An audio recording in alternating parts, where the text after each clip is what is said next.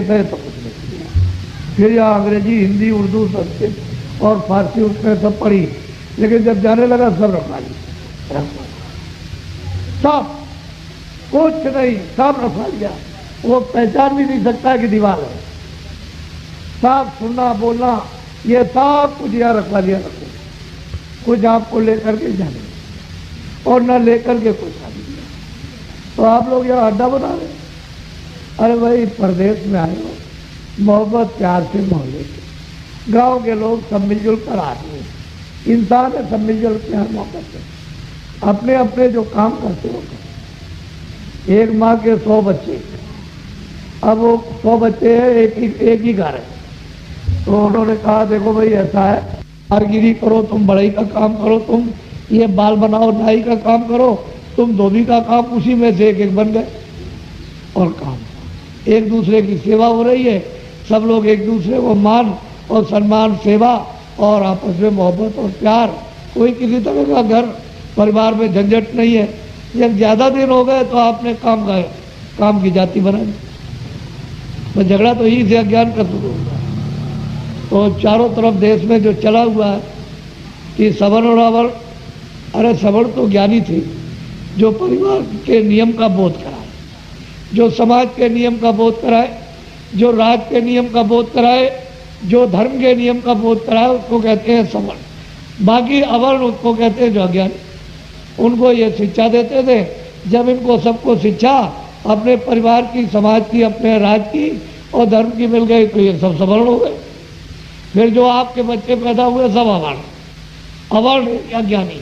फिर उनको शिक्षा मिलेगी, जब उनको ज्ञान मिल जाएगा तो वो सब सवर्ण, उनके जो बच्चे होंगे वो सब अवर्ण अज्ञानी। बस बात तो असली ये थी। और आप कुछ समझ गए, झगड़ा खड़ा कर दिया। तो बाहर अरे आए थे मुसाफिर खाने में, धर्मशाले में आपस में लड़ने लगे। तो जब लड़ाई हो जाएगी ट्रेन तो छूट ही जाएगी, बस चली जाएगी अपनी जगह पर, तुम यहाँ रह जाओगे और कुछ नहीं होगा। अरे भाई तुम मनुष्य मंदिर में इस ऐसी नौका और जहाज पर बैठे कि इस जीवात्मा को पार उतारने के लिए सभी किताबें, धर्म पुस्तकें, महात्मा रो रहे और तुम इसी में बैठ करके बस तूफान मचा दिया। जीवात्मा को तो पार नहीं उतारा, बस यही मत मार दो, काट दो, लूट लो, इसका ले लो, उसका ले लो, बस ये करने लगे। तो हमारी स्वार्थ की कोई बात हो, आप लोग एक मत मानिए। और आपके घर की हो, परिवार की हो, दुकान दफ्तर की हो, खेती की हो, आपके परिवार की, बच्चों की हो, आपके देश की हो, और आप लोक परलोक और आत्मा, तो आप उसको कीजिए। हमारे द्वार की बात, मोटी बात समझ लो। मैं ये बोध कराने आया हूँ कि इसमें से तुम्हारा कोई काम, ये काम किसका है? तो इसको आप खाना दो और कपड़े दो और दवा दो, इसको आप निरोगी रखो। महात्मा और क्या कहते हैं, वैद्य क्या कहते हैं? वैद्य कहते हैं देख बच्चा, तुझे कई तरह की बीमारी हो गई, देख एक काम कर कि तू परहेज कर ले। अब देख ये चीज जो मैं 4-5 चीजें बताऊंगा मत खाना, बाकी चीज तू खाना। तो उन्होंने बता दिया कि ये मत खाना, ये मत खाना। अगर तुमने परहेज कर लिया तो ठीक होगा। और ये एक पुड़िया, एक गोली है, ये ले ले इसको, तो गोली तो 99 और एक बस, आप ठीक हो जाओगे, बीमारी निकल जाएगी, सभी स्वस्थ। तो महात्मा ये बताते हैं कि बेटा ये काम तुम करो, कपड़े भी पहनो, खाना भी खाओ, दवा भी खाओ, मकान में भी रहो, और मतलब यह कि दुकान दफ्तर का भी काम करो, बाहर सेवा भी करो, लेकिन एक परहेज करो। वो नहीं करोगे सब बीमारी रहेगी। और क्या तुमको बताया था?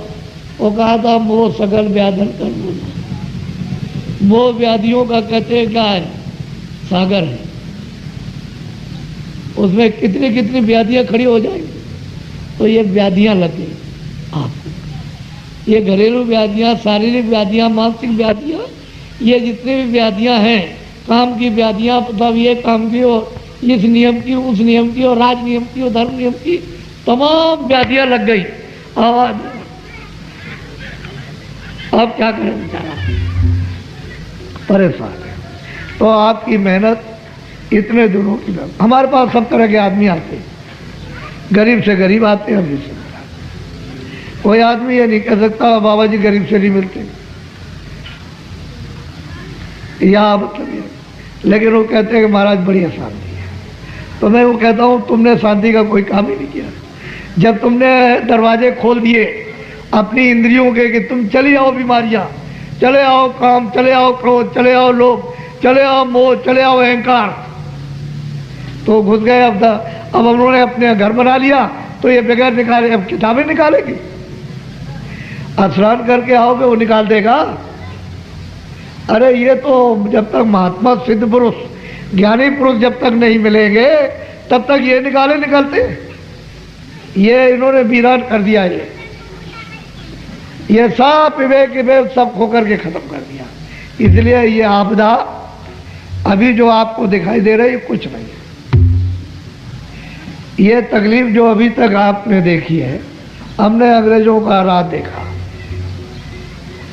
और 30 साल सब लोग लड़ते भिड़ते रहे, यानी चिल्लाते रहे आज़ादी के लिए, वो देखा। और 44 साल आज़ादी देखी। मेरे सामने 6 पैसे तोला शुद्ध चांदी बिकती थी, मैंने खुद खरीदा। 12 रुपए तोला मेरे सामने सोना बिकता था, और पीछे वाले कहते हैं कि नहीं और भी कम था, ये बिका करता था। 6 पैसे का खद्दड़ का बढ़िया कपड़ा और 6 पैसे मजदूरी, पहले तो 3 पैसे मिलती थी, फिर 6 पैसे। मेरे सामने पुलिस के सिपाही को 3 रुपए मिलते थे तनख्वाह की, और प्राइमरी हेड मास्टर को 7.5।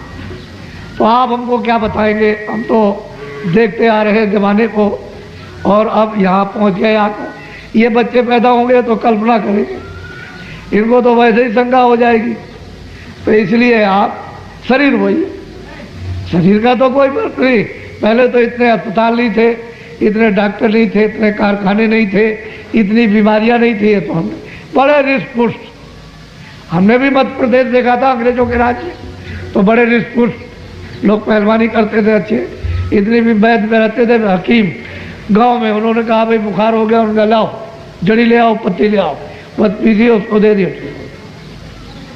अब आपको बीमारी दूर कराने के अमेरिका तो 2-4 लाख रुपया चाहिए। छोटे मोटे अस्पतालों में कुछ होने वाला नहीं है, बड़े में जाओगे तो लाखों 50 हजार। तो अब कहाँ से आए, बड़ी परेशानी। घर घर में बीमारी, बच्चों में अलग, स्त्री में अलग, पुरुष में अलग, इनमें अलग, उनमें अलग। एकदम से आपने शरीर को कोड़ी जैसा बना दिया। तो बताओ आत्म कल्याण, रूह को नजात कैसे मिलेगी? ऐसे ही। इसलिए अभी तक आपने ये नहीं समझ पाया कि मनुष्य मंदिर में वास्तव में भगवान का सच्चा भजन क्या है, वो नहीं जान पाया। बस लकीर के फकीर। अरे भाई, जब मैं ये कहता हूँ कि भाई जब कृष्ण भगवान उद्धव से कह रहे, जब उन्होंने सुना कि भाई कृष्ण भगवान अपने परम धाम को जा रहे, तो अगर उनका घर होता तो यहाँ रहते, परम धाम की बात क्यों करते? तो जब चारों तरफ बात फैली तो दौड़े, उद्धव बड़े परम मित्र थे, आए कृष्ण भगवान के पास, बोले कि भगवान हमने सुना है कि आप अपने परम धाम को जा रहे। कह रहे भाई बात तो ठीक है, मैं अब तैयारी करता हूँ, क्योंकि महाभारत हो गया और विश्व का विज्ञान खत्म हो गया, बड़े बड़े वीर योद्धा सब खत्म हो गए, और थोड़ा सा मतलब अब तैयारी करने जा रहा हूँ, थोड़ा और रह गया है। तो वो मतलब ये है कि, तो बोले, कह लगे कि भगवान हमको भी ले चलिए। कह लगे देखो उद्धव, मेरे परम धाम को ऐसे कोई नहीं जाता। बिल्कुल साफ जवाब दिया उन्होंने। कैसे जाते? कह लगे तुम जाओ, योग करो, योग के बल से अपनी जीवात्मा को जगाओ और जगा करके मेरे परम धाम को ले आओ, ऐसे मेरे परम धाम को कोई नहीं जाता। तो उन्होंने कहा महाराज मैं तो बुढ़ा हो गया, मुझसे तो योग नहीं हो सकता। कह लगे मैं कुछ नहीं करता, इतना तुमको जरूर बता देता हूँ मित्र के नाते कि तुम कहीं संतों की तलाश कर लो, जिन्होंने उस प्रभु को पाया है उनकी तलाश करो। अगर वो तुमको मिल गए तो योग नहीं करना पड़ेगा, सहज में मुक्ति मोक्ष मिल जाएगी। सीधा जवाब दे दिया। तो मैं ये कहता हूँ कि आपने तो कृष्ण भगवान को देखा भी नहीं, आपका किससे प्रेम है ये बताइए, आप किससे प्रेम किया, किससे प्रेम हुआ तो आपने देखा नहीं।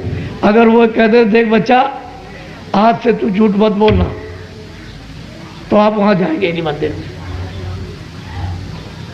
देख बेटा आप ये काम मत करना, तो आप कहेंगे हम ऐसे भगवान को नहीं चाहते, हम तो ऐसे भगवान को चाहते जो आंख बंद करके बैठा रहे और हम जो चाहे सो करते रहे और बस दूर से नमस्कार प्रणाम सब कुछ कर ले और मुक्ति मोक्ष हमको ऐसे मिल जाए। तो ऐसे कैसे हो सकता है? काल रूप में तिनकर भ्राता, शुभ अशुभ कर्म फलदाता। मैं उन सब कर्मों का काल रूप हो जाता हूं और शुभ अशुभ कर्मों का फल नहीं, वो कुछ नहीं। इसलिए आप लोग शंका में कभी मत पड़िए, समझ गए? वो जो पहले थे वो अपनी जगह पर थे, वो ठीक थे अपनी जगह पर, किताबें ठीक है उसमें गलती नहीं है, जो उन्होंने ज्ञान प्राप्त किया उसमें ठीक, लेकिन आपने तो कुछ नहीं प्राप्त किया। सवाल तो इस बात का, आप तो पढ़ लेते हो बस। आज अगर पढ़ते होते इन गीता रामायण को, वेदों और शास्त्रों को बोध, भौतिक बुद्धि बोध मानवता का हो गया होता, तो आज ये विकराल रूप हिंसा का, जगह जगह पशु हिंसा, मनुष्य हिंसा, बच्चों की हिंसा, देवियों की हिंसा, कीड़ों की हिंसा, अरे इतनी हिंसा। तो आखिर में यह हिंसा तुम पर भी आ गई। जब तुम दूसरों की हिंसा करोगे निर्दयी बन करके, तो आप पर यह हिंसा तुम पर एक दिन कालशील पर डाले, तो डंडा आपको मिले, बच नहीं सकते। फिर जब वो उधर हिसाब करेगा तो 1 मिनट से ज़्यादा लगने का नहीं, कहेगा मृत्युलोक में तुमको इतनी आज़ादी दी है कि अच्छे बुरे काम करने का तुमको अधिकार दिया, और कि अच्छा ये बुरा तुम जो चाहो सो करना, इतना बड़ा अधिकार आपको मिला। उसने अच्छे बुरे के लिए कोई रोक टोक और लगाम नहीं लगाई कि तुम ये मत करो, ये सब कर सकते हो अच्छा बुरा, लेकिन वो लिख रहा, वो जब जाओगे वहाँ, जब शरीर से निकालेगा तो खड़ा कर दे, फौरन कहेगा अच्छा देखो तुमने ये किया, फौरन सिपाही बुलाएगा, उस नाम वाले नरक में ले जाओ, वो उसमें 1 करोड़ बरस तक इनको जलाओ। तो 1 करोड़ बरस मामूली है? अरे तुम कम से कम सोचो तो, 1 करोड़ बरस, फिर उसके बाद जब ये खत्म हो जाए तो उसके बाद उस नाम वाले नरक में ले जाना, तो इनको 50 लाख काटते रहो, वहाँ दिन रात काटते, वहाँ बड़े बड़े राजा बादशाह काटे जा रहे, लाखों लाखों किलो तक आवाज़ जाती, कोई सुनने वाला, कोई सिपाही नहीं, गोले नहीं, बारूद नहीं, कोई धन दौलत नहीं, मारे जा रहे वहाँ। तो आपको तो ये मालूम है नहीं क्या होगा, बस इसी जगह चलो, इससे काम ले लो। उसने आपको ये मौका अवसर दिया महान कि मनुष्य शरीर आपको उच्च दे दिया और जीवात्मा को ऊंचे स्थान में बैठा दिया। इससे ऊंचे स्थान पर ऊपर दरवाजा है, तुम चाहो तो जीवात्मा को ऊपर दिव्य लोकों में, ऊपर चेतन लोकों में जहाँ अंधेरा नहीं है, न दिन है न रात है, न हिंदू है न मुसलमान है, न वो सत्य है न सत्य है, न न्याय है, न चोरी है, न छलकपट, न फरेब है, न मस्जिद है, न मंदिर। अरे ऐसे दिव्य लोकों में तुम जीवात्मा बैठी, तुम चढ़ा दो, लेकिन तुमको कोई मिलना चाहिए, जानकार, अनुभवी, रागी, जिसने रास्ता देखा हो, वो जब मिलेगा तभी ये काम होगा। वैसे ये जन्म जा रहा फिर मिलेगा। यही जीवात्मा 4 खानों में 84 लक्ष योनियों में उन कारागारों में बंद कर दी, तो कहाँ निकल के आएगी? कितने सज्जुग त्रेता द्वापर बीत जाएगा, मनुष्य नहीं मिलेगा।